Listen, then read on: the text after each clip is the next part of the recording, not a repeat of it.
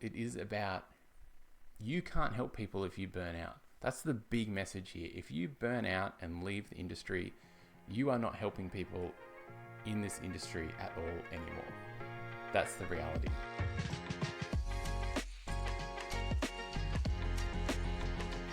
Hello, welcome back to The Warm Up. My name is Kyle Wood, and this show is for you. It's for group fitness trainers, personal trainers who are looking to capture the words of someone who emailed me last week. They're looking to know they're not alone. This podcast is really about helping you get in the right headspace so you can do your best work as a coach, as a business owner.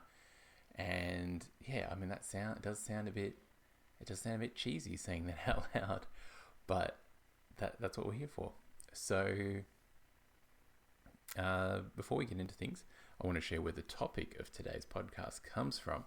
So last week in my newsletter, I sent out a thing saying, hey, if I could record a podcast episode just for you on something that you're struggling with or a challenge you're facing at the moment, what would it be?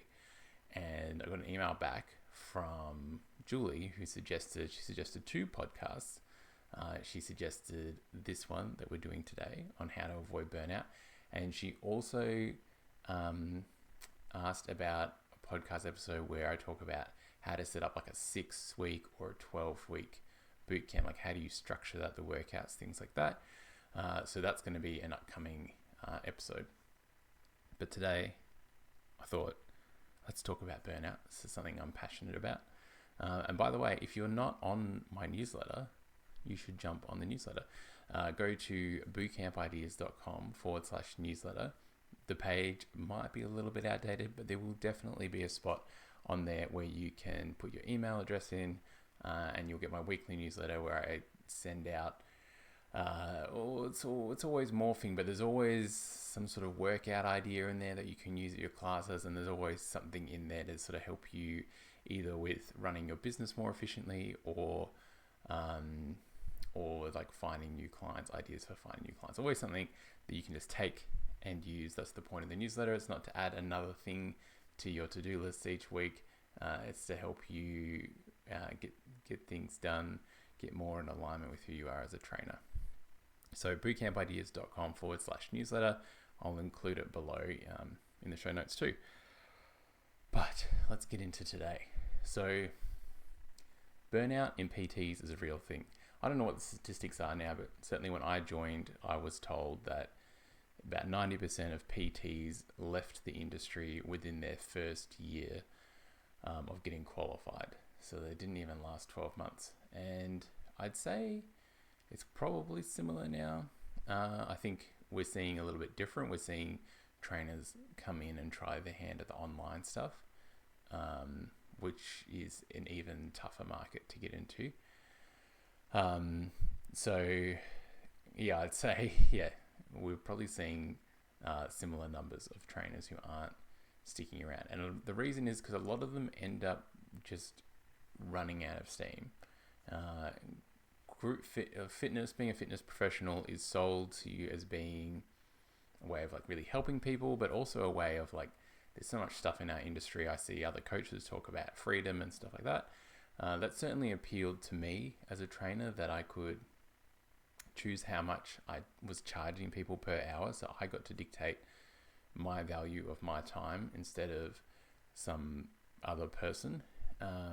But you can get caught in a trap, and that's one of the B's we're going to talk about today. You can get caught in a trap of working really hard and not seeing much in your bank account at the end of the day for it, and working at strange hours that maybe disrupts your family. When I was younger, that wasn't an issue, but now I have a young family. I've got to think about the time I spend with them, and the times that they're at school, at daycare, it tends to be the times that people don't want to train. So, that's something we've had to manage with my wife, going back and setting up our home studio where she now trains clients out of. That has been something we've had to navigate. And definitely our experience from years and years and years of being trainers has helped us set that up in a way that feels really good for our family and feels really good for her, that she gets to see people and train people, feels good for her clients. But I think if we hadn't had that experience, you could easily fall into this trap of trainer burnout. So the first thing I want to say is that everyone's capacity as a trainer is different. I worked with one of my early mentors. He saw 80 clients a week. So that was 80 one-on-one. He did do some doubles and triples, but mostly one-on-one clients a week. So he was working every day and had his own studio. So he had overheads, things like that. But, I ran the numbers on it and he was earning pretty good money. But he was working 80 hours a week. So it's a lot. And I was like, I can never do that. He wanted me to get to 20 PT sessions with him. I was splitting my time with him and for myself and for another organization. And even 20 at his studio felt too much. I knew if I hit that, I would be approaching that burnout. So that's not even a quarter of what he was doing. So everyone's capacity is really different. That's one of the things for me that appealed about group fitness. He was kind of a bit nervous about group fitness because it was out of his comfort zone. The idea for him of managing 20 clients at once versus just one client, he was happy to just show up and see lots and lots of one-on-one clients, whereas for me, it was like, I need a way to make money as a trainer where I'm not just at the gym, at the studio all the time, because I'm just going to burn out. So for me, it felt better to manage, a large group of clients, the same number of group of clients as him, but have them come in as a group and see me a few times a week. So that's the first thing I want to say. Everyone's capacity is different. Don't compare yourself to what someone else is doing. And online today, that's so tricky. I've had the privilege of seeing behind the scenes of some big online coaches and things like that. They have teams, people. They do not do everything themselves. They've got teams of people who, especially the ones who do a lot of content, a lot of Instagram, a lot of social media. They're not on there posting that themselves. A very few of them are, but most of them have content managers, or they've outsourced it to another company that they pay who does that for them. So yes, they may create the content, but someone else edits it, someone else puts it up. So certainly do not compare yourself to what you're seeing in the window, on the surface of their business, because again, you will burn yourself out trying to keep up as one person with a group of people when you shouldn't be spending your time writing content anyway. You should be spending your time training clients. So capacity is different. The other thing I want to do is say you need to regularly check in on what your capacity is. For a period of time, maybe while you're getting started, you will work beyond your capacity. But like I said, continuing to do that is going to lead to burnout eventually. So you need to check in with yourself and say, okay, I'm reaching the end of this period, of this getting started period where I'm just going to train anyone who comes in. I'm going to need to start being more picky about the hours I run work and things like that. So knowing when that moment happens, I'm also working with, there's some of you who've been following my stuff for a decade, and you're reaching the end of your career. So your capacity is changing again, and you're coming to me and saying, I've got trainers saying to me, I'm thinking about retirement, or I'm thinking about semi-retirement, or my husband's or my wife's retired and they want to travel more. So I need a way that I can take more time off, or I can work in a more condensed fashion. So being really smart about that too, because if you continue to work at your same capacity into the way things are now, having children's another one. I know that definitely changes your capacity.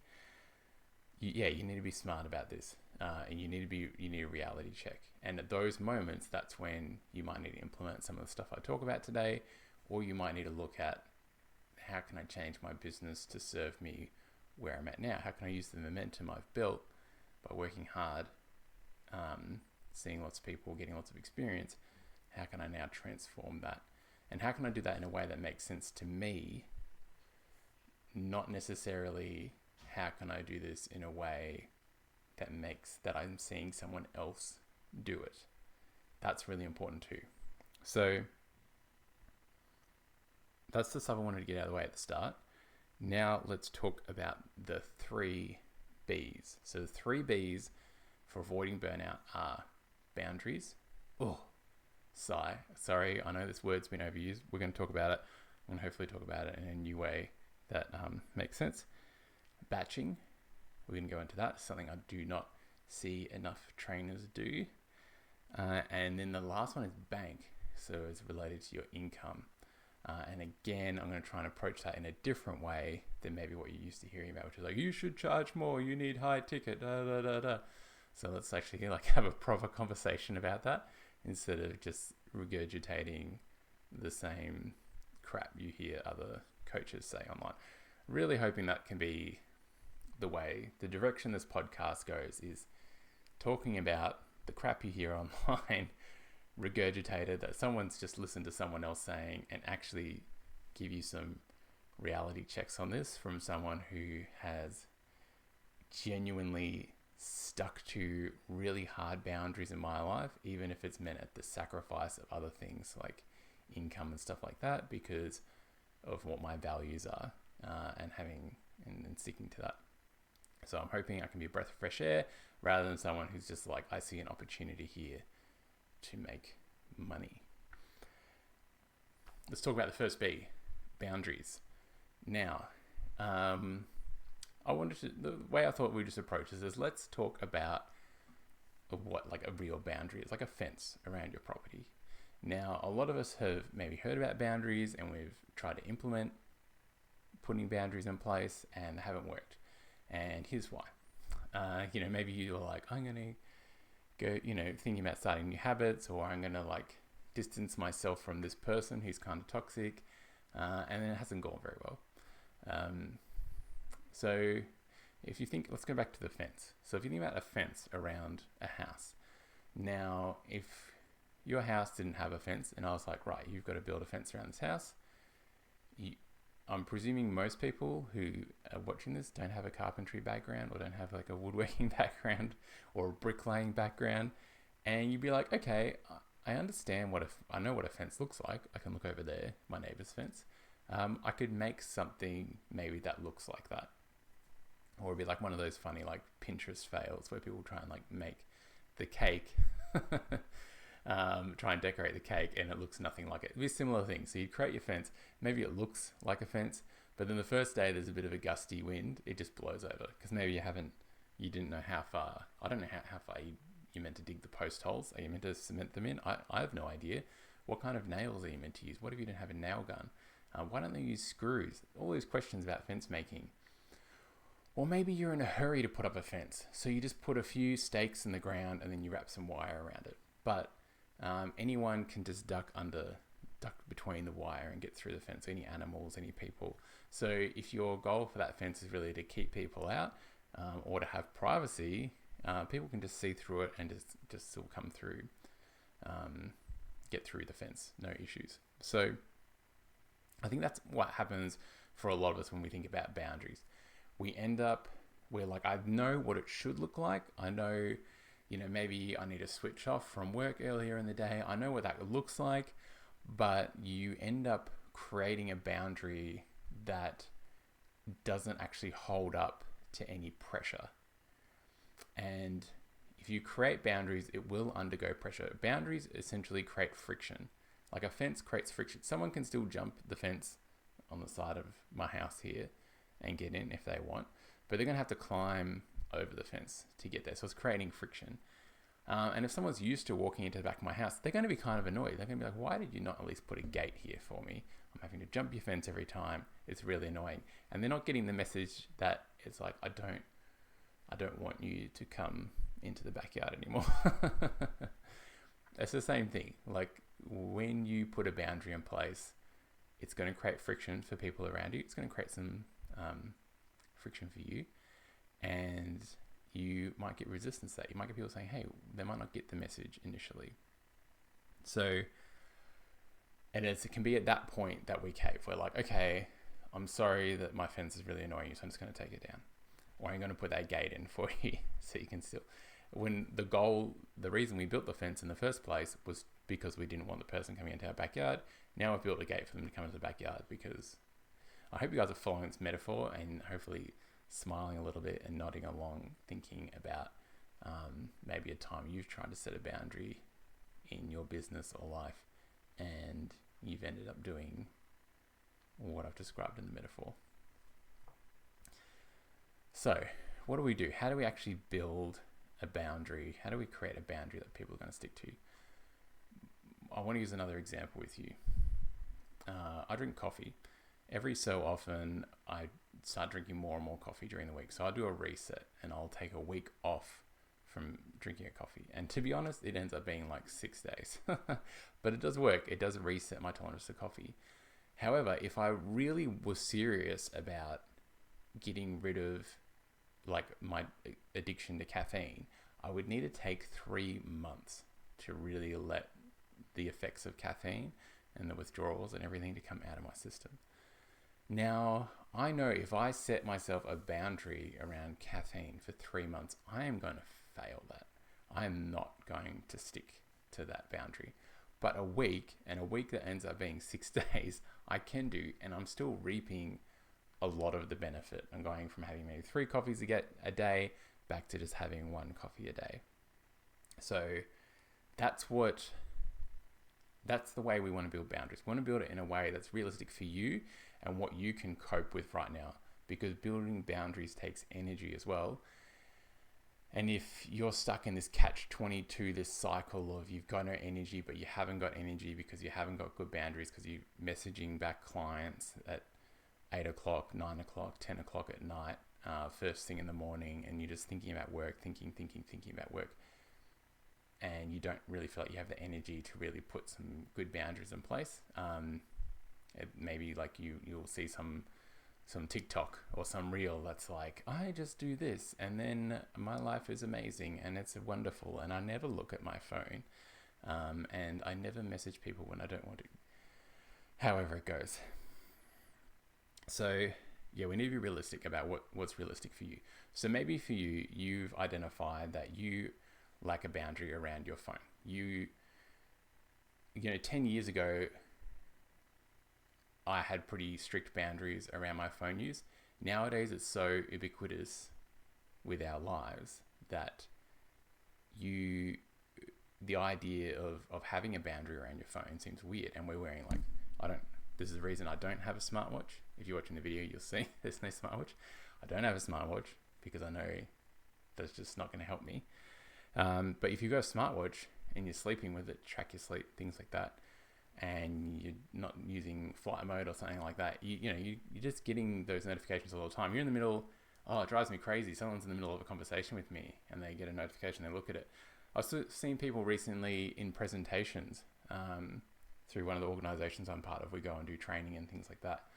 And like in the middle of the presentation, they get a notification and their eyes go down to check their phone. And it's like, you're giving a presentation right now to us. What possible notification could you need to look at in the middle of, working with people that's more important than giving the presentation? But we do it. They probably didn't even realize they did it because it's just become part of our life. But it is adding stress. It is jacking our cortisol up. And how can we be trainers talking about fitness and health when we're living in a way that is jacking our stress system up? If your stress levels are higher as well, you're not going to be able to deal with the sometimes stressful moments in your business too. And that's why, again, we burn out. Too much stress, too much all the time. There's no up and down. I'm sure you've heard the thing about stress where it's like it's the thing that is designed to help us through a dangerous period and then go away. And nowadays we just have it all the time. So people are doing ice baths and things like that to try and mitigate the issues that they're getting from just being tapped in all the time. But anyway, I digress. Let's get back to what I was talking about, which is how do you create a boundary that's going to suit you? So here's my advice. Create something that actually works for you. So if your goal is, I feel like I'm on call 24/7 to my clients. They're messaging me all the time. In an ideal world, you might set yourself work hours and say, between this time and this time, I'm going to respond and I'm not going to respond. So that I'm like present with my family so that I can get a chance to wind down. Now, actually doing that when you can feel the notifications going off on your wrist or your phone that's next to you, it's going to be really hard. As soon as that message comes through, that compulsion to check it is going to come through. So what I would recommend, instead of setting yourself these arbitrary things, do something like, when I'm at home, I'm not training people, I'm not out for a walk or whatever, so I don't need to track my steps or whatever with my watch, and take my watch off, take my phone off, put them on the kitchen bench. Then I can use my phone, I can respond to as many messages as I need to, but I've got to walk over to the kitchen bench, respond to the message there, and then go back to whatever I'm doing.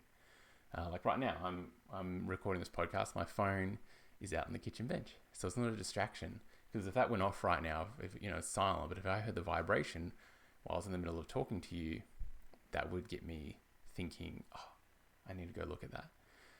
So that's what I recommend you do, is if that feels more comfortable than setting yourself like, after 5. But it might not. That might feel too uncomfortable. For you, it might be, I'm going to have work hours. I'm going to have these times that I respond to clients, that I don't respond to clients. And as for the friction it's going to create for them, like maybe someone's wanting to respond to you right away, one of the things I've found is that people often figure stuff out for themselves if you give them 24 hours. So if someone messages you in the evening about something and maybe it seems like a dire problem, often by the morning when you message them back, you'd be like, hey, do you still have the problem? They don't have the problem anymore. So you're just taking on, because you're more accessible, because technology makes everyone more accessible, people are reaching out to you when they don't actually need you. So you can afford to pull back a little bit, create a bit of friction that's going to get the person maybe to solve their own problem. And then you can check in with the coach on how it went. How did you solve your own problem? And ultimately that's what we want for our clients, right? We want them to be able to solve their own problems. So that's boundaries. I've talked about that for about 8 minutes longer than I planned to talk about it. But it's a really important one, because if you don't have those boundaries in place, you are going to burn out in this industry. So let's go into the second B, which is batching. So this is more strategic. Batching is when you take a group of tasks that you do each week or maybe each month, and instead of just doing them willy-nilly throughout the week, you bring them together into one time and do them all at once. So perhaps, one I've been thinking about running this as a bit of a challenge and calling it like Community 15 or something like that. And basically it's where you would spend 15 minutes a day doing all of your community related activities for clients. So in this time you would reply to social media comments. So you wouldn't reply to comments outside of it. You would reply to them inside this 15 minutes a day. You would send a couple of text messages to clients telling them, hey, you're awesome and I really like what you're doing. And it would change each day, but the point is that you would do them together in this one 15-minute moment. And maybe you're batching everything that needs your phone. So these messages, these comments, these things like that. It's all this phone stuff that you can just use your phone, get everything done, and then put it away. Same thing with emails. Don't turn the notifications off for your emails. No email is ever that time sensitive that it can't wait 24 hours. Once a day, using your computer or your phone, go in, check your emails, respond to all the emails you need to respond to, and then leave it alone. That's another good batching. Planning your workouts. Don't plan your workouts each day. Take some time each week. Plan all of your workouts for the week. Yes, in the moment, it's going to feel hard, but it's going to give you so much more space the rest of the week, because you don't have to think about what workout am I doing? All you have to do is look at what you planned and away you go. What's another comment? Batching. Social media. Every social media platform allows you to schedule posts nowadays. Don't post all the time. Get on your phone, create your post for the week or whatever. Maybe create 4 posts, and then you've got a month of content done, and away you go. The point with all of these is that there is energy you're using either thinking about something or getting things ready to do a task. And when you do multiple of these tasks together, it saves you from using that energy each time. So let's go back to planning your workout. So say you plan your workout for the next day, each day. Well, each day you're going to need to get into the spot where you like to plan workouts. You're going to need to open, if you use Bootcraft, you're going to need to open Bootcraft, have a look through for the workouts, pick a workout you like, put it in the plan, do all the stuff. Whereas if you do 4 or 5 workouts a week in one go, you're just going to sit down once, open Bootcraft. Now you're going to find 4 different ideas. Cool. Maybe you found one for tomorrow, or maybe you found one for later in the week that doesn't work for tomorrow, but you can go and pop that in for later in the week now. It saves a lot of time and energy. And then, just the energy of not having to think about it. Remember when I talked about boundaries, I was talking about how we're stressed because we've got all these things on our mind all the time. Batching helps our brain relax, knowing I've got that time that I'm going to do that. I don't need to worry about it till then. And then after I've done it, I don't need to worry about it for the next week. Seems very novel in today's world, where we're getting trained more and more by the technology we use to respond to urgency all of the time, at all times. So batching is another way to stay sane as a trainer. I think that's good on batching. All right, last one. Let's talk about bank. So bank is all about the money in your bank account and the money that's going into your bank account. Because this is the other thing I see with trainers that burn out, is they're working really hard. They're really passionate about helping their clients, and they're not making any money. And so the lure of a full-time job, where you just rock up and get paid some money each week, becomes really, really appealing. But it doesn't have to be that way. Again, this goes back to the advice I gave at the start, where I was like, you need to reassess sometimes. So you may have charged one price to get things off the ground and to get some new clients in. And that's great. Maybe you decided, I'm not going to listen to everyone else who's telling me I need to do this high ticket stuff all the time. I'm just going to get out there. I'm going to get some experience, and I'm going to charge a little bit lower than my competitors so I can get some experience. Great. Now you've got that experience. Now you need to put your prices up, or you need to change the way you charge money. There's this one trainer I always think of who burned out and left the industry. She was doing so well. She was really helping her local community. She had a thriving boot camp, but she was not good at the boundaries. She was responding to clients all the time, and she wasn't good at the bank. She wasn't good at charging a good amount of money. She really wanted to help people. So she ran a 6-week challenge that ran on top of her boot camp. So people started to pay to come to classes, but to do the challenge, which involved, I think it was weekly check-ins and all sorts of stuff, she charged $100, and she had like 20 people sign up. So it was great. So it was a big success, but it killed her. It broke her, that challenge. 6 weeks of 20 people messaging her 24/7, and she was really working with like clients who were maybe new to health and fitness. So they had a lot of questions, and she only charged $100 for it because she wanted to help more people. So she made $2,000 for that 6 weeks, which for some of you might be like, oh, that's amazing.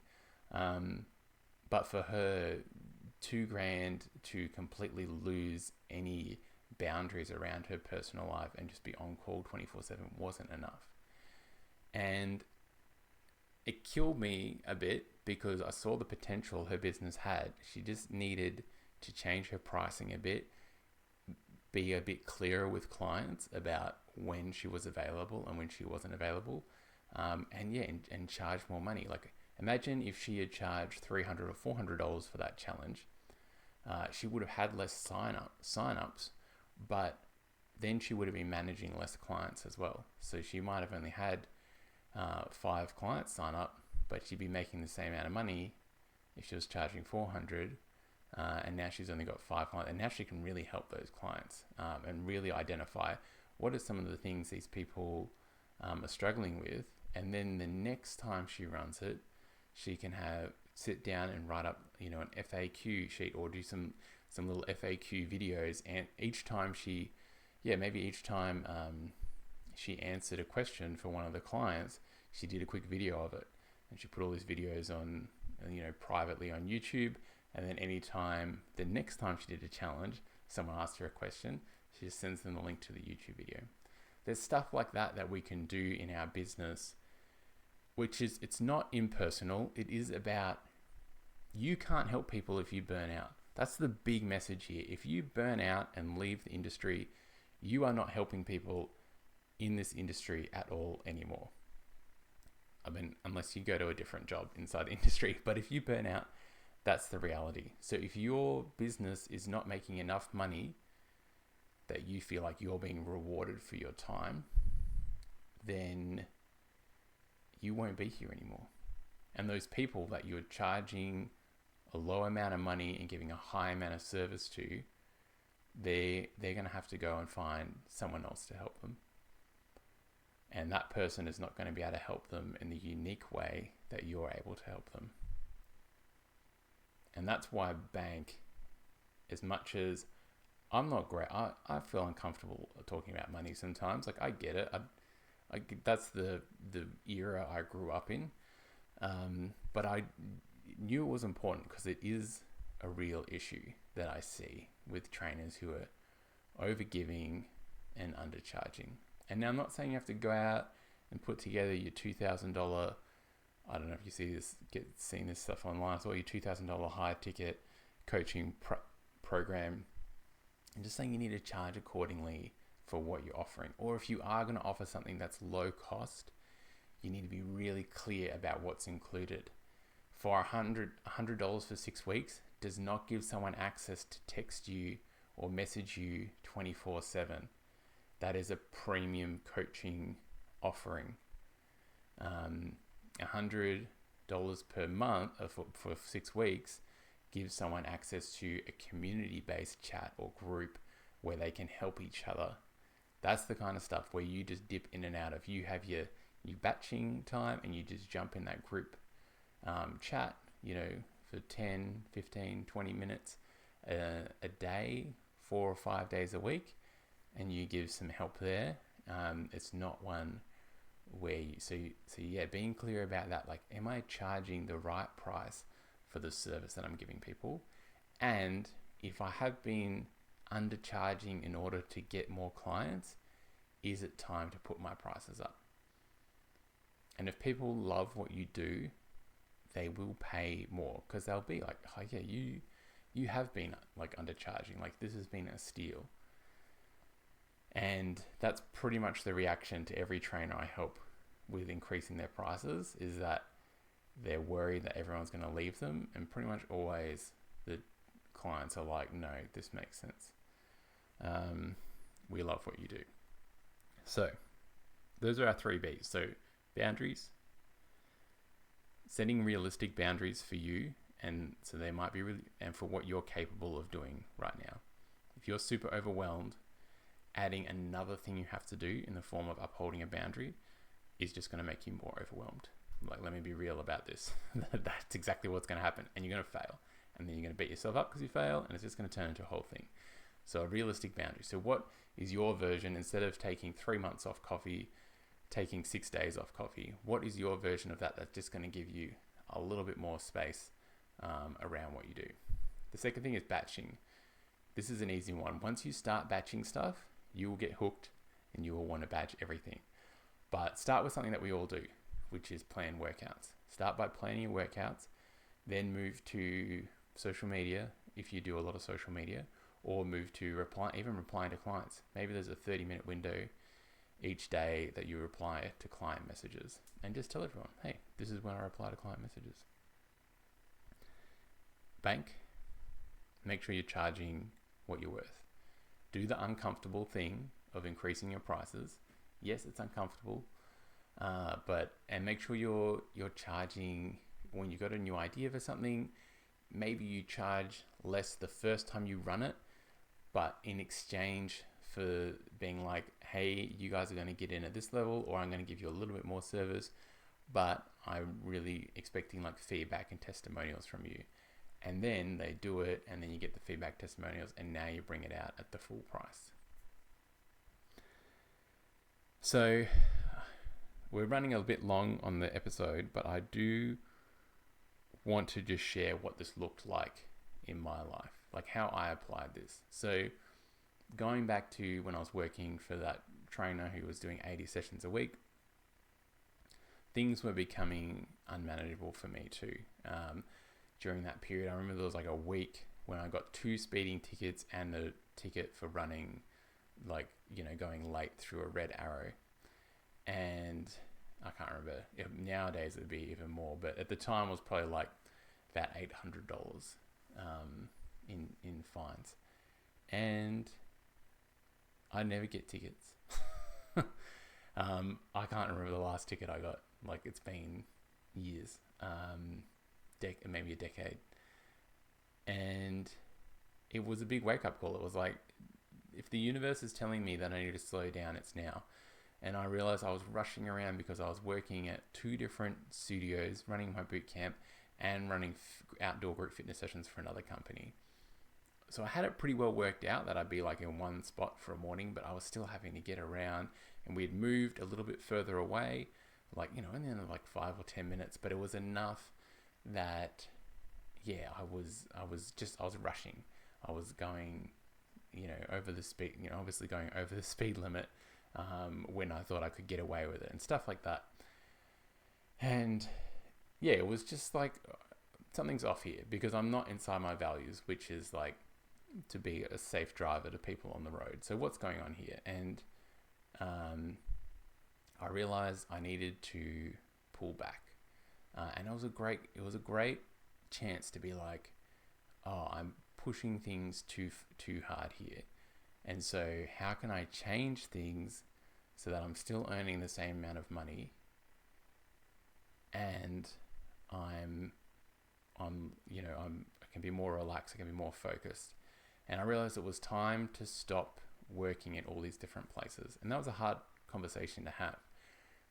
But I also realized that the boot camp, I needed to do more sessions at the boot camp, so that I could bring my income back up. So what I ended up doing was when I switched from 1 hour boot camp sessions to 45 minutes. And then I batched my boot camp sessions. I ran 2 boot camps back to back, instead of running 1 session. So I was charging the same amount, but for 45-minute session instead of an hour. Didn't change the price. And I was adding another session that I could fill up with people. So it was only a half hour longer that I was at the park, but I was getting considerably more money. The second classes never were as full as the original, but it was still more money for just a little bit extra work. That's the kind of stuff I'm talking about when you're thinking about how to make things work. I often hear trainers be like, oh, I'm thinking about running a session on this night. And it's a night they're not even working at the moment, and they're going to add another session. Or they've got a session that they run every week that's got like 1 or 2 people who rock up to it. It's like, get rid of that session. Like, it's a no-brainer. Like, I know it's one client and you're like, oh, that's the only session that client can go to. But those clients who I say to them, let go of that session, and then they don't, they're the ones who 6-12 months later are telling me, hey, I'm leaving the industry. You've got to protect yourself. You've got to protect your energy. They're no longer out there helping the people in their community. That's the reality of it. They're no longer out there running their classes and helping people. And, you know, maybe that is the right choice for them at their time. But if your goal is to really help people in this industry, you need to be helping yourself and doing things that are actually sustainable. So making that change to the boot camps, it meant that I could then let go of one of the studios I was working at, let go of the company, and I was just working in the same area, because the studio I was still working at and the boot camp were about 500 meters away from each other. I was just in that same area, and life was good. I could ride my bike. I had sessions back to back. It was fantastic. So that's what I want you to take away from this, is it can be hard. It was hard. It was hard saying goodbye to those other companies, but you need to take action when you start seeing the warning signs. When you start seeing the like, I'm exhausted, or I've got someone who's like, I'm getting really upset. Maybe I'm overreacting to things that are happening in my business. I'm starting to resent going to my classes. Yes, we all go through periods like that, but ultimately you need to make sure that you're looking after yourself. And that's the key to avoiding burnout. So maybe applying all three of these words is going to seem too overwhelming. So what I want you to do today is take a moment and maybe pick one thing. So what's it going to be? Is it a bank? You need to be charging more, or maybe you need to change what the offer is so that you're not including as much in the price. Are you going to start batching something that you do each week? Start trying to do it all on one day? Or are you going to set a new boundary for something? That's the thing. All right. This has been a long one, but hopefully a really good one. And I'm going to wrap it up there. If you like the podcast, please show me any love that you have. Make sure you're on our newsletter or my newsletter. Head to bootcampideas.com/newsletter to sign up. You can follow me on Instagram for some clips from the podcast in sort of short format. And yeah, let's leave it there for today. All right. I'm going to catch you guys later.